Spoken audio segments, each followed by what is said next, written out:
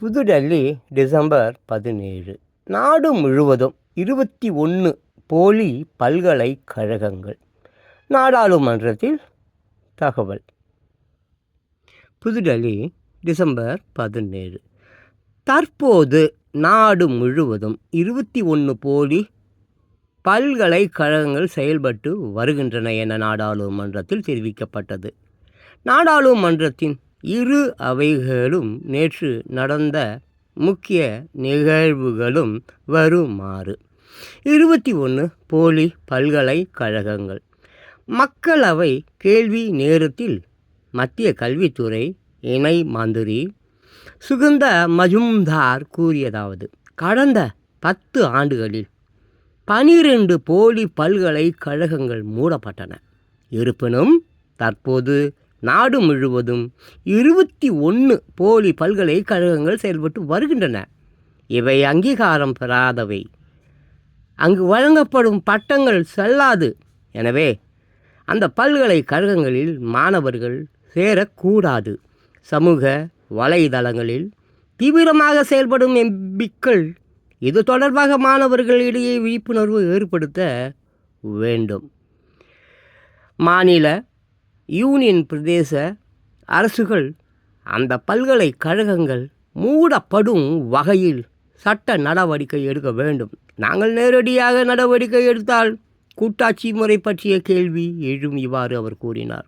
21 போலி பல்கலைக்கழகங்கள் பட்டியலில் புதுச்சேரியில் வழுதாவூர் ரோடு திலாஸ்பேட்டையில் உள்ள ஸ்ரீ போதி அகாடமி ஆஃப் ஹையர் எஜுகேஷன் என்ற நிறுவனமும் இடம் பெற்று உள்ளது. பிரியங்கா கேள்வி. மக்களவை கேள்வி நேரத்தில் துணை கேள்வி எழுப்பிய வயநாடு எம்பி பிரியங்கா காந்தி, மனிதன் விலங்கு மோதல் சம்பவங்களில் சாதாரண மக்களுக்கும் விவசாயிகளுக்கும் இழப்பீடு உயர்த்தி வழங்கப்படுமா? எனது தொகுதியில் கடந்த 15ஆம் தேதி ஒருவர் யானையால் தாக்கப்பட்டுள்ளார் என்று கூறினார். அதற்கு மத்திய சுற்றுச்சூழல் துறை மந்திரி பூபேந்திர யாதவ், வயநாட்டில் நிர்வாகமும் வனத்துறையும் இணைந்து நடவடிக்கை எடுத்து வருகின்றன. இது பற்றிய விவரங்கள் வயநாடு எம்பிக்கு அளிக்கப்படும் என்று தெரிவித்தார். 100 ஆண்டுகள் பழமையான அணைகள்.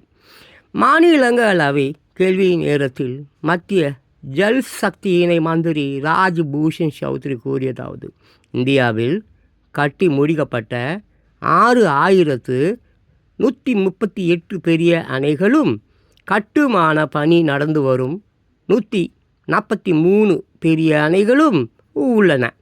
இவற்றில் 1065 பெரிய அணைகள் 50 ஆண்டுகள் முதல் 100 ஆண்டுகள் பழமையானவை.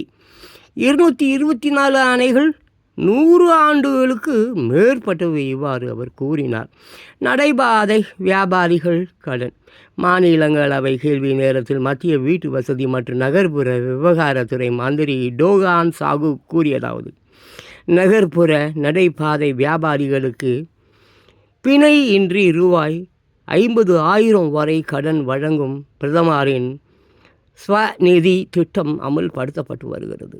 இதன் கீழ் இதுவரை ரூபாய் 13,422 கோடி மதிப்புள்ள 94,31,000 கடன்கள் வழங்கப்பட்டு உள்ளன. அவற்றில் 40,36,000 கடன்களை நடைபாதை வியாபாரிகள் திருப்பி செலுத்தி விட்டனர். இவ்வாறு அவர் கூறினார். திருச்சி சிவா. மாநிலங்களவையில் அரசியல் சாசனம் மீதான விவாதத்தில் பேசிய திரிணாமுல் காங்கிரஸ் எம்பி சாகேத் கோகலே, அனிதிதா மோடி அரசின் அடையாளம். மோடி அரசு முற்றிலும் அவிழ்த்துவிட்ட அரசியல் சாசன முகப்புறையில் உள்ள 9 முக்கிய வார்த்தைகளை திரிணாமுல் காங்கிரஸ் அவருக்கு நினைவுபடுத்தும் என்று கூறினார். திமுக எம்பி திருச்சி சிவா பேசுகையில், மத்திய அரசு ஒவ்வொரு மாநிலத்துக்கும் தேவைக்கேற்ப நிதியை பகிர்ந்து அளிக்க வேண்டும். அரசியல் கலாச்சார உரிமைகள் பாதுகாக்கப்பட வேண்டும்.